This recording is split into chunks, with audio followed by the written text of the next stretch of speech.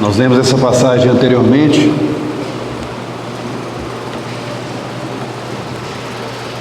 E quando nós líamos, eu questionei algo, pensei algo, entendi alguma coisa, posso dizer assim. Mateus capítulo 14, versículo 32.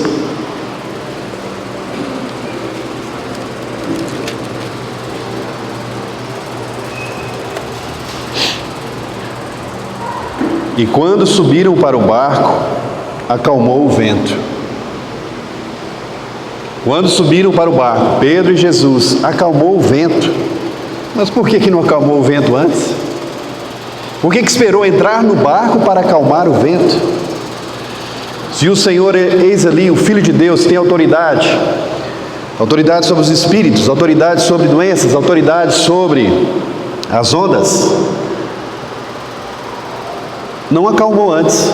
Jesus não acalmou antes o vento. Os discípulos passaram por toda aquela oposição, aquele vento contrário, toda aquela travessia. Apenas quando Jesus se uniu aos seus discípulos, todos os discípulos, naquele barco, o vento acalmou. Versículo 22.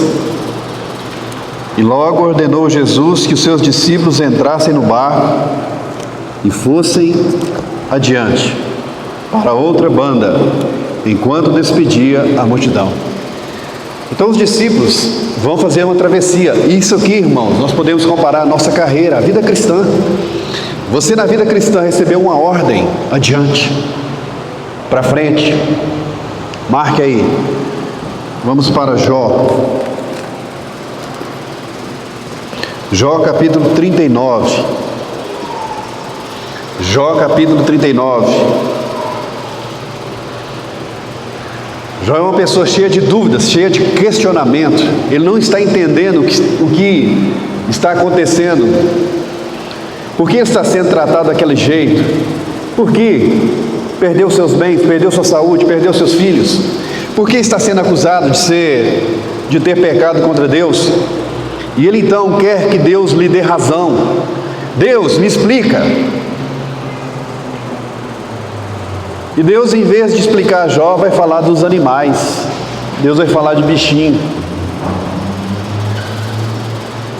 Deus vai mostrar para Jó suas criaturas. Dentre essas criaturas, Deus vai falar do cavalo. Jó 39, versículo 19. Ou darás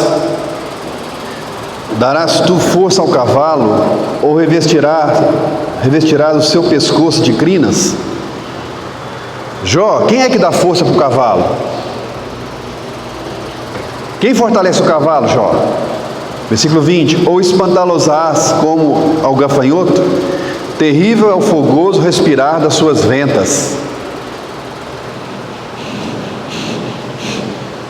Estou só representando. Terrível é o fogoso respirar das suas ventas.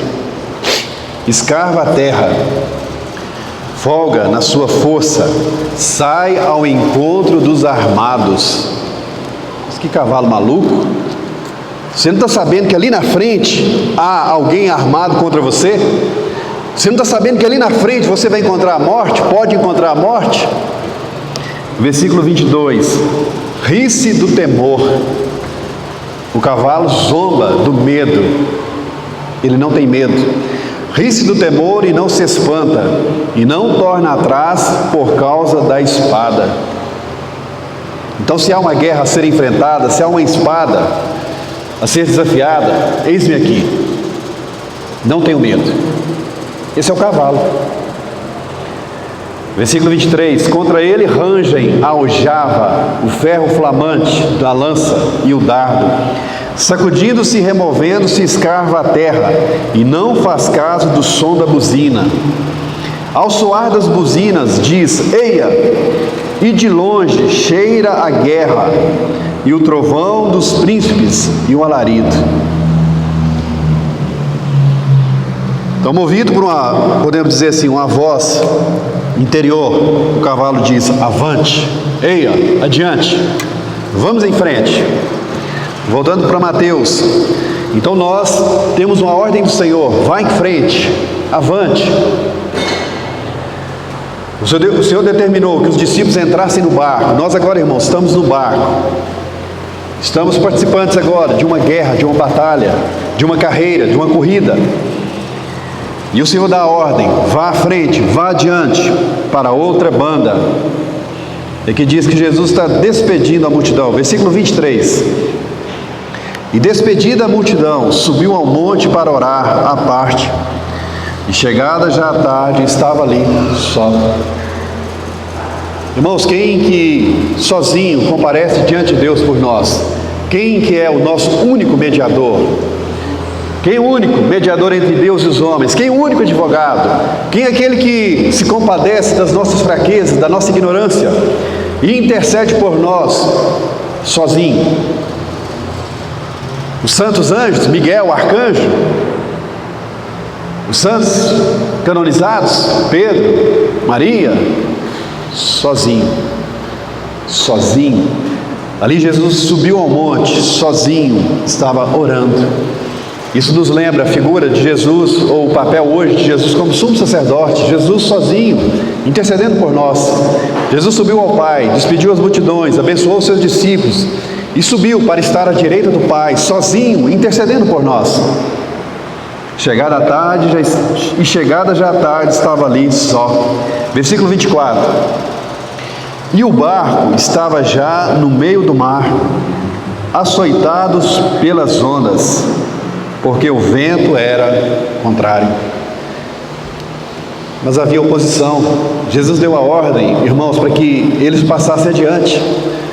Mas dá a entender aqui que Jesus não deu a ordem para que o vento soprasse favorável. Não nos é dito isso. Jesus permitiu que o vento soprasse o contrário. Deus permitiu que aquele barco fosse açoitado. Essa é a história. Essa é a nossa carreira. No mundo passais por aflições, mas tenham bom ânimo. Eu venci o mundo.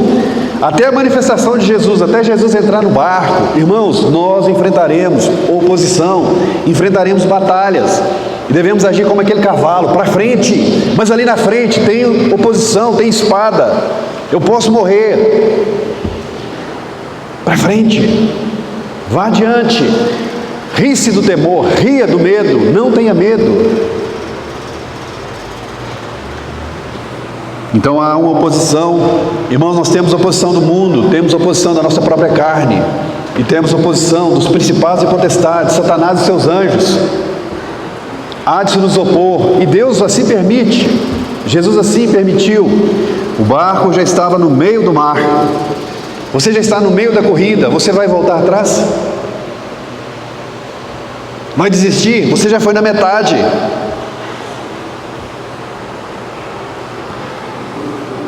Versículo 25. Mas a quarta vigília da noite.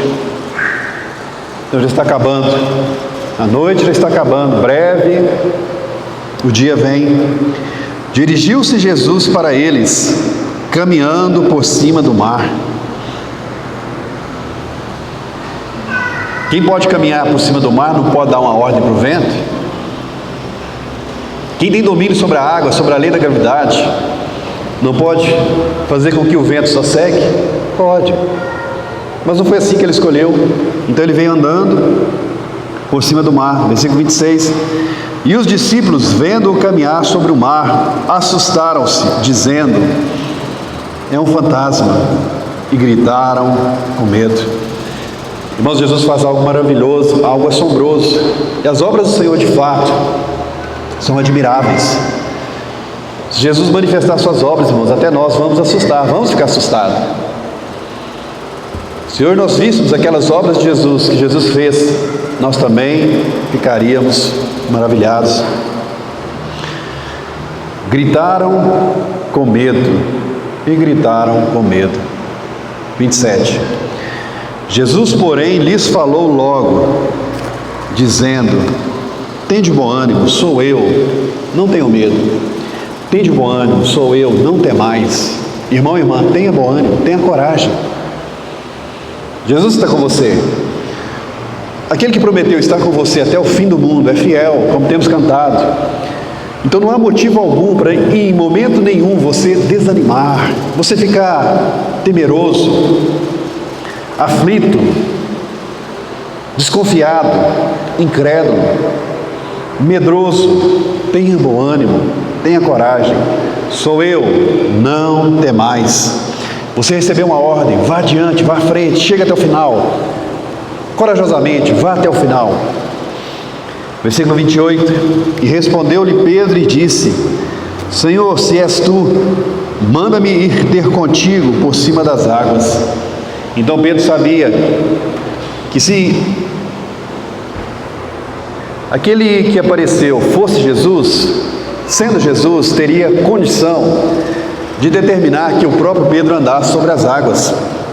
Pedro cria nisso. Pedro confessa aqui, irmãos, o poder do Senhor. Pedro faz então uma oração, podemos dizer com fé. Sim, é com fé. Ele reconhece. Sendo Jesus, Jesus seria capaz. Senhor, se és tu, manda-me ir ter contigo por cima das águas. E ele disse: vem. Mas que pedido mais estranho. Pedir para andar em cima das águas. Qual é o proveito disso? Qual é o proveito? Jesus atendeu a oração dele. Vem. Pedro teve essa grande experiência. Certamente Pedro, lembrando dessa experiência, a sua fé seria fortalecida, animada. Versículo 29, ele disse: vem. E Pedro, descendo do barco, andou sobre as águas para ir ter com Jesus. Pedro creu na palavra de Jesus: vem. E ele acreditou. Então eu vou. Se é Jesus que está falando, eu vou.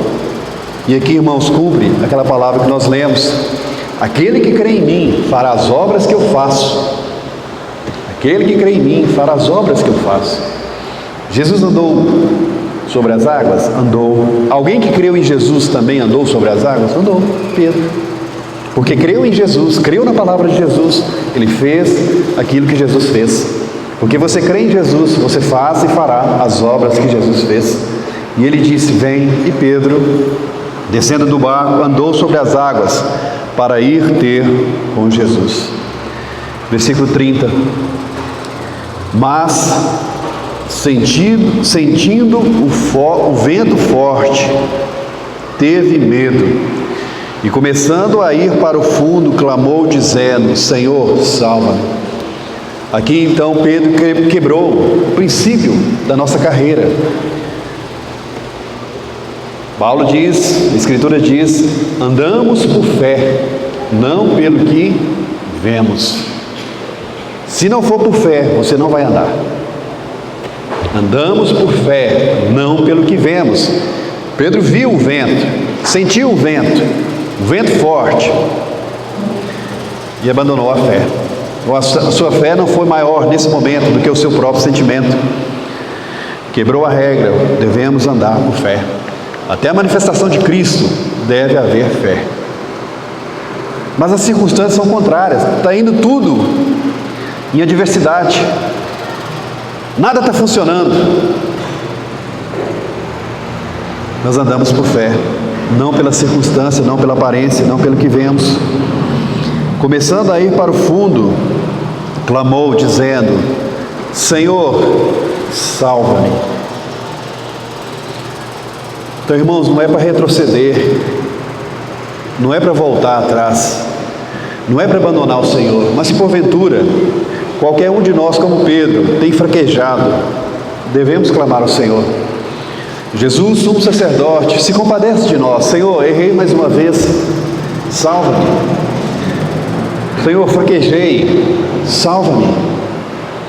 Senhor, estou olhando, estou sendo abatido pelas circunstâncias, salva-me. E Jesus, na sua compaixão, estendeu a mão e o segurou. E disse-lhe: homem de pequena fé, por que duvidaste? Qual foi a dúvida de Pedro? Em que consistiu a dúvida de Pedro? De que o vento seria mais forte do que a palavra do Senhor. De que a circunstância, aquilo que ele estava passando, valia mais a pena dar crédito do que a palavra do Senhor. A palavra do Senhor foi diminuída por Pedro. O vento forte tomou um lugar acima da palavra do Senhor. Talvez os seus sentimentos, a sua tristeza, a sua decepção, a sua amargura tenham estado acima da palavra do Senhor. E você está afundando. Mas coloque a palavra do Senhor no lugar que lhe é devida. Deus colocou a sua palavra e o seu nome acima de tudo. A palavra de Jesus, vem, é maior do que o vento forte. Homem de pequena fé, por que duvidaste? Irmãos, há motivo para duvidarmos de Jesus? Há motivo para declararmos que Jesus é mentiroso? Há motivo para dizermos que a fidelidade do Senhor não dura para sempre? Não há motivo, irmãos. Seja Deus verdadeiro, mentiroso todo homem. Seja Deus verdadeiro e mentiroso os seus sentimentos. Seja Deus verdadeiro e enganoso é o seu coração. A palavra do Senhor é fiel e cumprirá tudo aquilo para o qual foi enviada. Versículo 32. E quando subiram para o barco, acalmou o vento. Senhor, por que não acalmou antes, Senhor?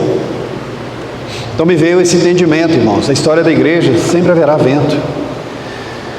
Apenas quando Jesus se manifestar é que cessarão os ventos. Até o encontro de Jesus com os seus haverá oposição. Até a manifestação do Senhor haverá a oportunidade para que você exerça a fé. Agora, pois, permaneçam a fé, a esperança e o amor. Até a manifestação do Senhor haverá motivo para usar a fé. E quando subiram para o barco, acalmou o vento. 33. Então aproximaram-se os que estavam no barco e adoraram-no, dizendo: És verdadeiramente o Filho de Deus. Irmãos, hoje nós conhecemos o Senhor em parte, nós temos ouvido, conheçamos e prossigamos em conhecer o Senhor. Mas quando encontrarmos o Senhor, o nosso entendimento será aberto, os nossos olhos se abrirão perfeitamente e reconheceremos que de fato, aquele em quem críamos era verdadeiramente o Filho de Deus. Às vezes temos a Jesus como fantasma, como ghost. Não entendemos, não compreendemos perfeitamente quem Ele é. Ele é aquele que tem todo o poder nos céus e na terra. Ele é aquele que foi feito Filho do homem para experimentar a morte por nós, mas Ele também é o Filho de Deus. Por isso colocamos a nossa confiança nele. Nós não cremos em homens, cremos em Jesus Cristo, Filho do homem, mas também Filho de Deus. És verdadeiramente o Filho de Deus. Versículo 34. Tendo passado para outra banda, chegaram à terra de Genezaré. E quando os homens daquele lugar o conheceram, mandaram por todas aquelas terras em redor, trouxeram-lhe todos os que estavam enfermos, rogavam-lhe que ao menos eles pudessem tocar a orla da sua veste, e todos que a tocavam ficavam sãos. Irmãos, veja o poder desse Jesus que servimos. Apenas um toque em suas vestes traz cura perfeita. As pessoas queriam apenas tocar nas vestes de Jesus porque sabiam, porque criam que dele saía poder. Irmãos, basta um toque seu em Jesus e a sua alma ficará em paz. Basta um toque em Jesus, a sua mente tranquilizará. Basta um toque, basta uma palavra de Jesus e tudo se acalmará, porque Ele é todo poderoso. Então as pessoas encostavam em Jesus e eram curadas. Todos que o tocavam ficavam sãos. Que glória, que maravilha, que Deus poderoso a quem nós servimos. Por isso nós podemos ter bom ânimo, por isso podemos ser corajosos como aquele cavalo que vai para a guerra, escarvar a terra e não olhar para trás, não abandonar o posto, não retroceder sem antes cumprir a missão que Jesus nos deu. Adiante, para outra banda. Atravessa esse mar, atravessa toda essa guerra e essa oposição, vá até do outro lado. Podemos parafrasear: e eu estarei intercedendo por você. E de fato, Jesus está no trono da graça, intercedendo por mim, e nos dará vitória. Em Cristo somos mais que vencedores. Glória a Deus, irmãos, por Jesus Cristo.